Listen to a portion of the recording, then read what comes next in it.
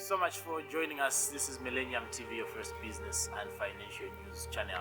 Now, this is the business day, and the business day will bring you content that ensures that you have the right information in regards to your business, in regards to your journey. And today we are hosting a very phenomenal man who needs no introduction. My name is Shingongo. I'm your host.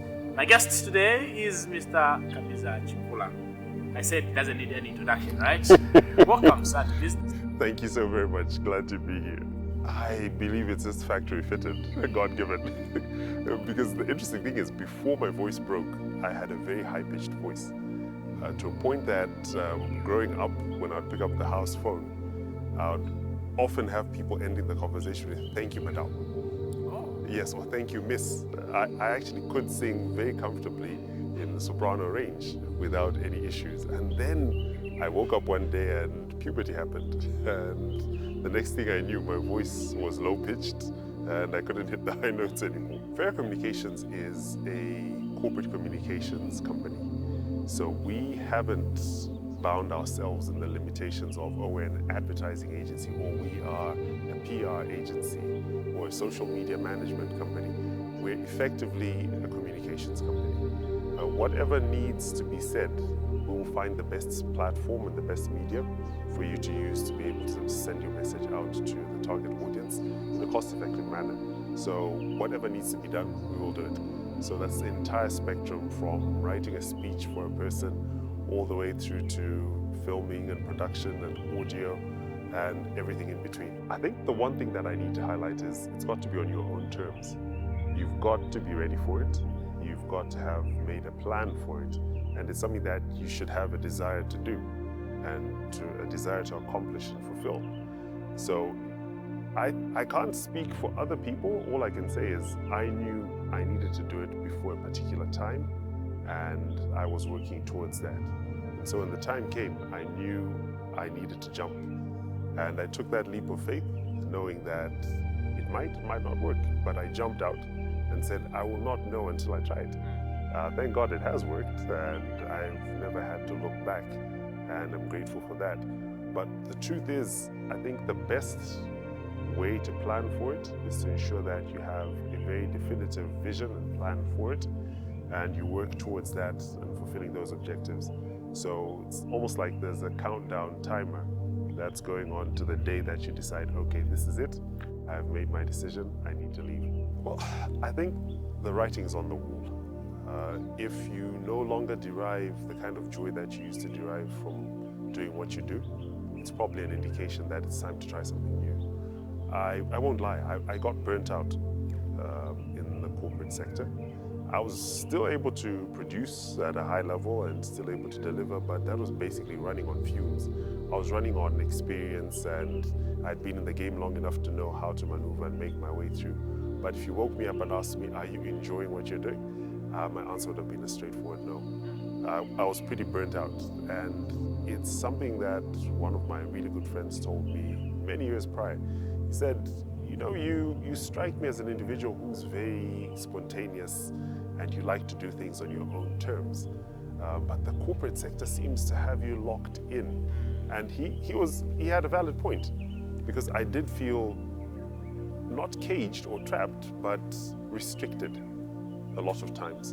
And I wanted to know what it was like to be able to call my own shots and determine and dictate the pace at which we should move and which jobs we needed to do or not do, and basically just be my own boss. I needed to find out what it was like, and I took that leap of faith, and it worked. It actually worked out. Premature moves, those are rife. There are a lot of people who feel, I think it's time, but aren't ready for the dive, or not ready for the changes that come through, because it's a shock to the system to arrive at month end and not see your account get a credit, because you're used to, hey, month end, come rain or shine, whether I've delivered or not, I can wing my way through, my money's coming. But to actually be able to make your own payday, that takes some doing as well. I think it's all about each individual knowing what it is they want to achieve and accomplish. Because whilst there is my story or my case in point, it's not the only way that it can be done. I know people who I said I made my own decision. I know people who've been forced into getting into their own portfolio and into their own work, but they've managed to make it work. So each person needs to figure out what it is that is their trigger and what is their sign.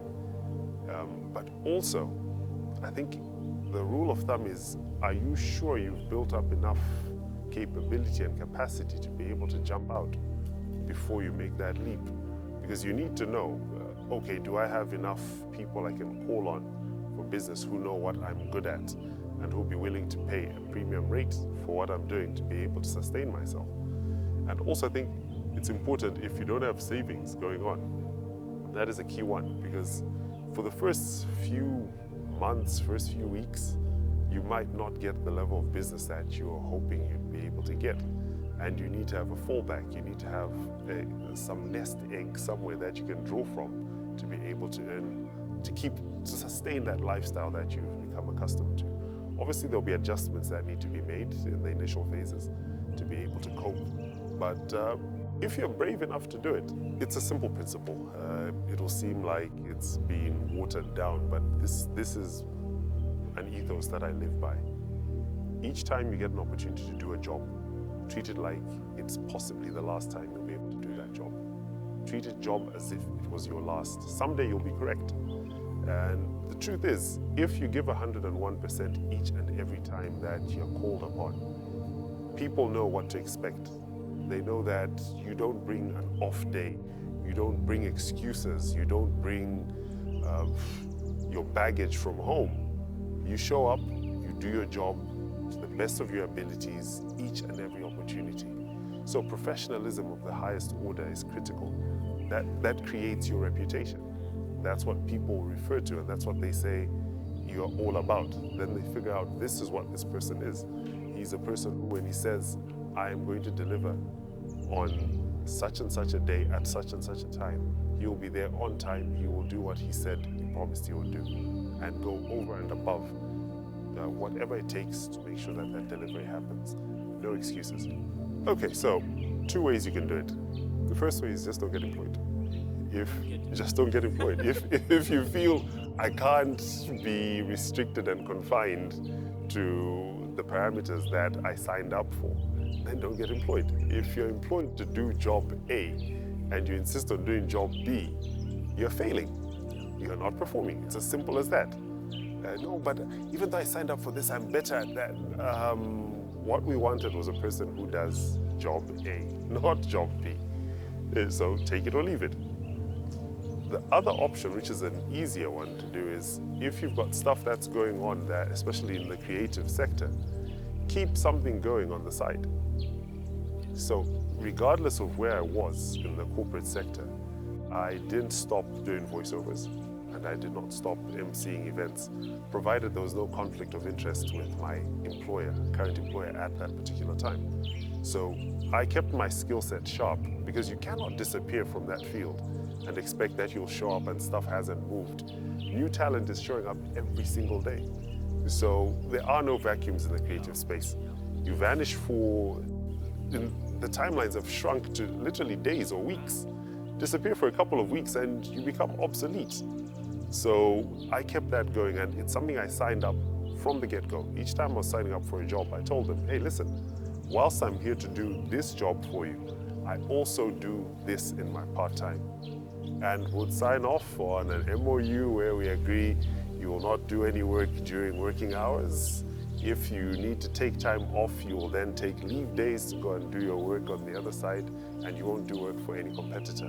So that was my fallback. And that allowed me to never feel completely detached from my creative side. So you do this, but you're also able to do that, fine. We'll let you, when opportunity presents itself, do that. But understand that this isn't your core responsibility. These are not your KPIs. Your key performance indicators are as tabulated in the contract of employment. So this will fall under any other duties as assigned. But this is not your mainstay. This is not the core of your reason for being in now employ. Let's start by defining a brand. The word is thrown around quite carelessly. Oh, he's quite a brand. Oh, she is a brand. When we strip it down to the bare bones, a brand is a reputation. That's it. It's what people say about you when you walk out of the room. That is your brand. It is what people know you for, what people expect of you. When you open a beverage, I'm not going to plug for any particular beverage, but there's certain beverages where when you open it, you know what to expect with regards to the taste. There's a fizz to it, it'll hit the back of your throat, and it'll get you happy and giddy. So that's part of the brand that's been built. And if you use that as the building blocks of building your own brand, that is a great starting point. Know that you need to create a reputation. What am I known for? What am I known for? Once you answer that question, you find your space and your very unique niche in the market. And no one can imitate that because it's uniquely you. It comes from within. And I think that is the critical part. Once you've defined who you are, it makes life easy going forward. So that's the critical part about building a brand. It's being so consistent and repetitive in what you are known for that people can vouch for you. You need someone who can do the following. This is your guy. Guaranteed he will deliver because you built that reputation. Where if someone comes up and says, no, this fellow did do this and that, they say, no, I don't think you're talking about the same person. It's not possible. What we know about him, what we know about this entity and this firm, is they deliver at this level each and every time that you ask them to. So that's the key of it. What will people know you for? What will people know you for is very, very key. And my immediate thought to that is that there are companies, we are mentioning names, that literally do quite a number of things, and sometimes we fail to know them for particular service or particular product. Is that still okay, acceptable? It depends on what you want to do. I mean, if there's money to be made, feel free to diversify, but it then means you're not really known for one particular thing. So, same mountain, different routes to get to the summit. There's some people who go the general dealer route, and as a Tamanga, you tend to understand that you never say no. So you never say, hang on, why can't you turn down putting food on the table for the family just because this isn't something we do? So there are times someone will ask you for something that's somewhat out of your scope. But you say, they came to me because they know what I can deliver. That's where synergies become critical. You need to have people that you can call who are like-minded, or organizations and entities that are also like-minded, who are able to deliver to your level of expectation. Because once you're going to entrust your name to someone else, they better be able to bring it. They better be able to deliver at your level, because it's your name that's fronted. And you can't afford to go off and say, no, sorry, we're able to deliver at this time, because that's not who you are. You're not a person who gives excuses. You say, we'll deliver on Tuesday. Tuesday should be. In fact, you should be ready by Monday. And sit back for the rest of the Monday just looking and fine-tuning and saying, okay, is this the very best that we can do? So it's key to define yourself, but every so often, we do venture out into stuff that is not our forte, but we're happy to do it. Because we know that people can depend on who will be able to come to the party and collaborate with us to deliver a finished product that is worthy of our name. So, do you. Do what you need to do to earn that paper, but stay true to what your core business really is. That's essential. When you mentioned synergies, I was very excited because that's something that is very key in business, and the particular race that we know of in our country, where we should go to a particular shop, they don't have a product, they'll refer you to another colleague of theirs who give you that product. I don't know how that is in Zambia now. I don't know what your analysis is if Zambians have adopted that kind of a thing, because I know if I go to a Zambian shop and they don't have, just say, Tiribe. And it ends there. That's it. The conversation's Yeah. over. I think it's without offending a particular generation. I think that's old school thinking. There's a lot of that used to happen, and your neighbor in the very next shop will probably have the product and say,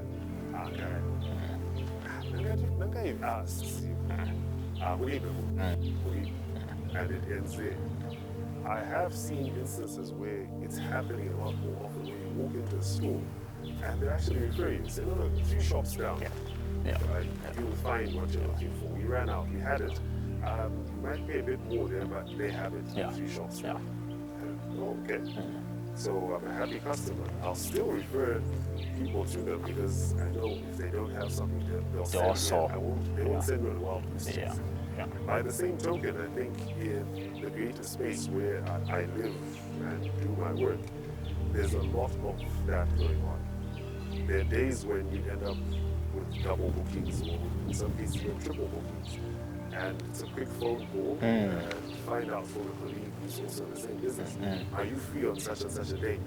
Here's the event, it's a moderation event, it's 2 hours, it's going to be at such and such a place. If you're free, let me know. The person says, yeah, I'm good to go. And you immediately pass the number on to the client and say, I'm sorry, I'm not able to show up and be of service to you. But my colleague will be able to deliver. Again, it's building up that little clique of people who know who will not embarrass you. Because if you've gone off and recommended someone and they go off and say something that's totally off the wall and completely against the ethos of this organization that's heaven, that is out of character, that's something that you would never say. Guess who's going to be marred and whose reputation is messed up? It's yours. I don't know, Kamiza sent us to so-and-so and they were a disaster. It gladdens our heart when someone calls back and says, hey, that person you sent us, top notch, thank you so much. You did some good work with them. And you know that your reputation is protected. It's being built up. And it works both ways because there are times I'll be sitting and going through a dry spell and a colleague will call and say, hey, listen, I've got two gigs on the same day and I can't handle both because they're across town. One's north end of town, the other is very southern end of town. Are you able to take one? So yeah, sure. Which one do you want me to handle? It's okay, I've already confirmed with event 1. So call this person and tell them I referred you and it's a done deal. And it's as easy as that. So it is possible. It is possible, but you've got to know who you're referring. And also, you've just got to be in a place where you're happy to see everybody win. When everybody wins, I win too. Awesome. You're watching Business Day on Millennium TV, your first business and financial news channel. Now on today's edition, I'm featuring Kamiza Chikula, CEO for Fera Communications, a man not new to Millennium TV as well as to your screen. He's laughing, but yeah, you're not new to Millennium TV. No, Millennium is the second home now. Awesome. Now, just on that, the issue of brand, I'm glad the way you've defined it. It's what you're known for, like your reputation. I know there are business houses that are watching, business owners that are tuned in and would want to know some of the, allow me to use the word, brand destroyers or reputation destroyers, something they should look forward to that if you do this, it damages your brand. I think, speaking from experience, the issue usually isn't the product that's being offered. That will sell itself. It's what you wrap around it, the warmth that is wrapped around it. So, truth is, right now, there are very few products or services that are so unique that there's only one person offering them. You will find a suitable alternative, in some cases even better than what you were seeking initially. But what is wrapped around that product in terms of customer care, in terms of being made to feel like you're special, and this company or this person is grateful for your business and your customer. That is the critical part. We have faltered on that front. I'm speaking generally as Zambian business entities in taking care of our customers. Being so good to them that even when they find a cheaper alternative, even better, they just feel, nah, you know what? It's not so much the product, it's how they make me feel. I'll draw something to your attention very quickly. Have you noticed the rapid turnover of eating places and restaurants and hotels and nightclubs in the local market? There's a place that shows up and everybody's talking about it. A couple of years later, it should still be thriving and buzzing, but something changes. That consistency, again, it's about a very generic form of branding that they go with, because they don't know who they are. They don't define themselves. And as a consequence, after a while, they start to feel like any other place. And people say, hang on, I can find this kind of service or this kind of adventure and fun in a different environment altogether. I don't need to go all that way. But that has been the undoing of a lot of businesses. And so after thriving and being the go-to place, suddenly this place is deserted. And before you know it, the name's changed. Or you see the popular sign going up under new management. But by then, people have shifted because there's something they're looking for that they got when that business entity initially opened, which has vanished. Something's different. Yeah. You walk in here, and when we used to walk in here initially, I felt special. I felt like a king. Now it's almost like I'm begging for service. And the issue of invest to be able to make money is very key and very critical. One of the worst destroyers of brand is hiring people who are clueless About the business? about the business of the business. So imagine going to a restaurant, for example, and asking, what do you recommend? And for no fault of the waiter, he's never tasted a single thing on that menu. Yeah. He says, I don't know, boss. But so the correct answer should be, what do you feel like eating? Let's talk about chicken, fish, or beef. What would you like to eat? All right, now that we've eliminated these two, you want chicken. I highly recommend this. How hungry are you? And that conversation builds up a rapport, and you feel, oh, that guy knows. He figured out. And once you have an experience and enjoy this product, you're like, oh wow, this guy was right. You actually say, hang on, my man, this was really, really good. Thank you for the recommendation. I'm trying to picture that kind of experience. I think it's an awesome experience. It's an incredible experience, and it's rare. And when you experience it in Zambia, it's fantastic. It blows you away. But in many places, all you're told is, guy, you know, so, I don't know. And it leaves you wondering, okay, so what do you know? What are you doing here? Exactly, but that is a fault of the business owner, because he wants to hire cheap and cheerful so that he doesn't spend that much on his staffing costs. And so he'll hire a person who's untrained. But there's nothing wrong with getting an untrained person and building them up and creating a level of competence that they're able to deliver.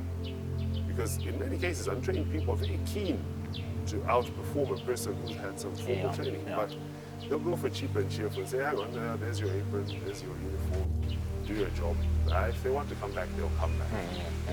And you can't afford to do that anymore in this world where social media is instant, it's real time. The person gets a horrible experience. The first place they'll turn isn't call your manager, it's, okay, I had rubbish service at such and such a place, I'm never going back. And as true as the sun comes up, people who've had a similar experience will jump onto that. And they immediately start to say, no, that's exactly what I experienced. Hey, and they'll tag a person, remember what we went through that day? And before you know it, your reputation is in the gutter. So that is key. That is very, very important. I think most people would rather get cheap labor so that they save on resources, not knowing that it's a brand that is getting affected. The brand is getting damaged, and the cost of the damage to that brand far outweighs what you would have spent simply on hiring people who know what they're doing. I want to find out something in relation to the branding, something that people rarely talk about. How does the brand get affected if the carrier of the brand has a failed family life. Now, I'm asking this because I have heard you several times mention the huge role that your wife has played in building your brand. So, does it have an impact? Does your family life have an impact in sustaining or how your brand is perceived? Or I've heard of people say, what happens in my home, it's in my home. My work is my work. Yeah, yeah. I think you can no longer separate personal life from your business life. These two are now linked at the hip. And it's impossible to separate the two. The truth of the matter is, the reality is, people will see the brand and see through you. So whoever you are, they then extrapolate that to your brand. Yeah. They say, hang on, if this guy can be dodgy with his personal life, how safe are we with him in the business front? Is this a safe pair of hands? Like, I wouldn't want to trust this fellow.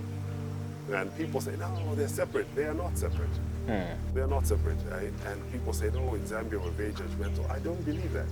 A few days ago, a really popular sports analyst was fired because of an Instagram post where he was doing inappropriate things with young ladies on his Instagram live feed. And the guy was excited and he figured, hey, I'm just having fun.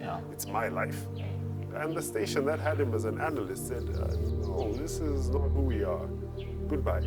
They parted ways immediately. It wasn't, no, in the next few days. It was over. His work there was done. So you can't get up and tell me, no, my personal life remains personal. Now, people tend to have this delusion that there are no consequences to what we do in our personal life. It echoes into our business life. And they say, oh, that guy is really good at what he does, but he's a bit of a dodgy guy, eh? He beats the wife. That's a huge one. Yeah. No, the guy beat up. No. And the person immediately is put off and they say, no, I don't want to be associated with that. Are you able to share the role that your wife has played in building your brand? Oof. She's the boss. Oh. She's quite literally the boss. So, because of her skill set and her capabilities, she runs the business end of Fair Communications. I don't make calls regarding business anymore. I handle the creative side of things. That's it. So if there's work to be done, she'll show up and say to me, hang on, client X is looking for the following. Can we get this done? How soon? Oh, okay, we can get this in 2 days. Okay, cool. I'll tell them 2 days. And she's on the phone. So it's a tag team where we know our roles and we don't overstep. People will call me directly because they got my number and say, hey, Kamiza, we need you for such and such. And my response to them is simply, call this number and have that conversation. Because I don't want to end up double booked.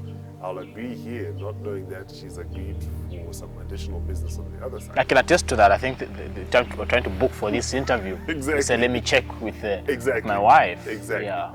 So it's a partnership, and she brings that to the table, and she keeps the business running, where we invest and what needs to be bought. And I like to call her the voice of reason. I'm a very spontaneous individual, and if I see equipment, I suffer from what a friend of mine and I call gadget acquisition syndrome, GAS. And when I see new tech, I want it. Okay. I want it. Oh, wow, it's a new microphone. Yes, and she'll say, what's wrong with the old one? I know, it's just that this one, I mean, I can go to 96 kilohertz. Yeah, but which client has demanded that? Which project is this for? And before long, I'm brought back to earth and I'm thinking straight again and say, okay, so we don't need to spend X amount of dollars on this. Hey, okay, we're fine then. Yeah, no, I'm not saying we won't get it, just not now. Yeah. We don't need it now. If there's a project where it's required, happy to make sure it's purchased because the project will pay for it. So I think on that front, she's more astute and prudent, especially on the financial front. And And so I take her lead.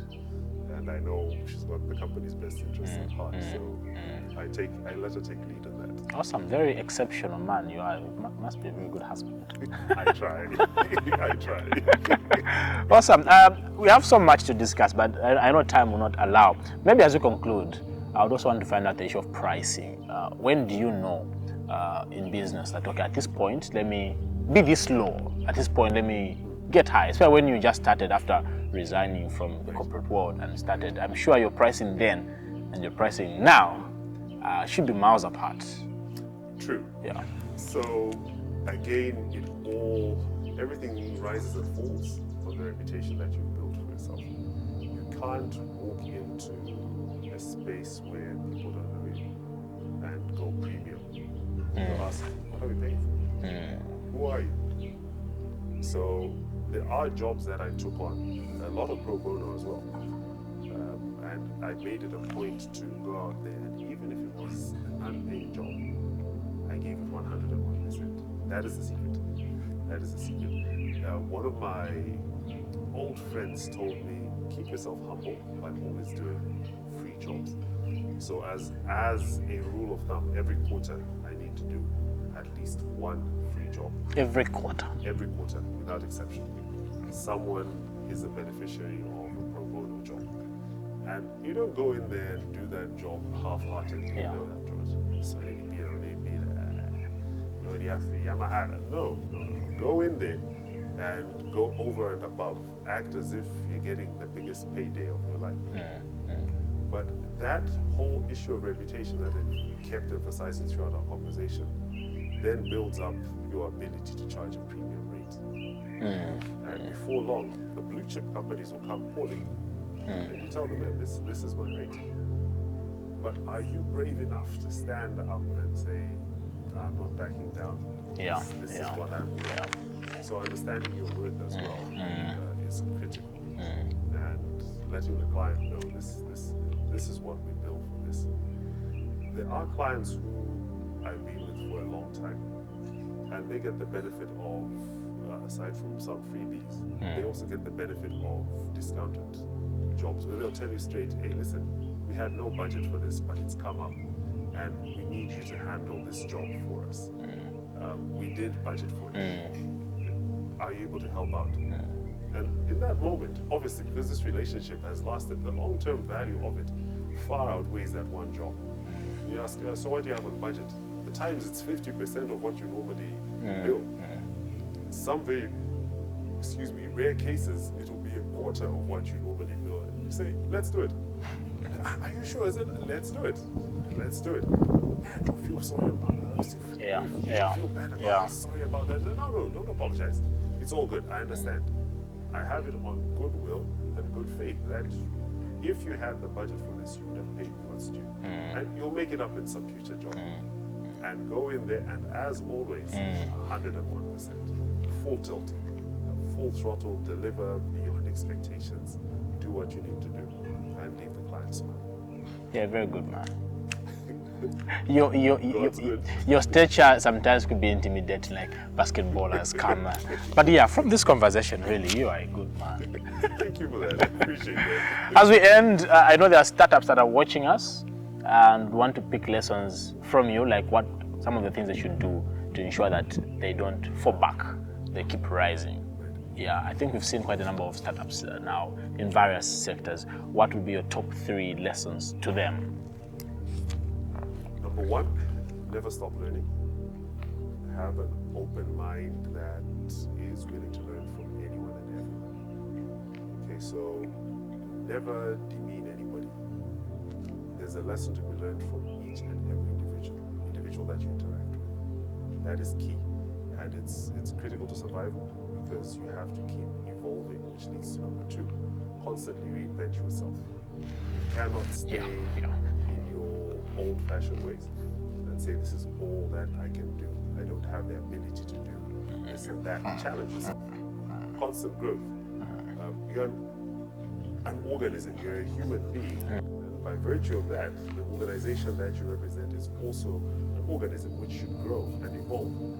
If you found a 20-year-old who's still feeding out of the feeding bottle, know something's wrong. The development hasn't been there. So I'm not saying go off and be a jack of all trades, but what is it that will improve and enhance your skill set and be able to allow you to deliver better in what you do? What skills can I acquire from the individuals that are around me that I can apply to what I do so that I can do it better, I can do it faster, I can do it more efficiently. I can find a cheaper route, a shortcut, which will still yield the desired results. Even though I haven't gone the whole process of 10 or 15 steps, I can do it in 7. Find out what's going on. The trends that are coming up every day. The best part about this is information is everywhere. There was a time if a person had information, it was kept to themselves. And now all you need to do is pick up a smartphone, Google, and 10 or 15 videos on the topic will show up. And you find what is best suited and say, oh, hang on, this is new. So constantly be hungry. Above all else, I think stay true to who you are. Don't go off and lose yourself. If you're consistent in who you are as a personality, people will know that nothing's changed. I would dare anybody to get up and say, no, the Kamiza we knew when he was in the corporate and the Kamiza we know now are two different people. I think I'm still the same person. I still say hi to just about everybody I know. If I know you, I know you. I didn't at any point change where, oh, I'm a corporate bigwig now. I'm sorry. So it's a word that's thrown around, but stay humble. Stay humble. It'll go a long way. When you're humble, no one can push you further down. You're already at rock bottom. And that's a base, so you can only go up. So stay true to who you are. Those are the 3 lessons I would share with you. I feel those lessons are personally for me. Well, if I've helped one person, then our work here is done. I was even taking notes, like, I think I know I should have paid if I was to come under consultancy. I will still send that invoice. But thank you so much for finding time to share all these insights. Very, very educative. I'm sure the viewers have also really benefited. I am the one who's truly grateful for the opportunity. I never take these things for granted. The fact that you took time to chat with me so that I could share what little I know is a privilege that I don't take for granted. So thank you so very much. Awesome. Thank you.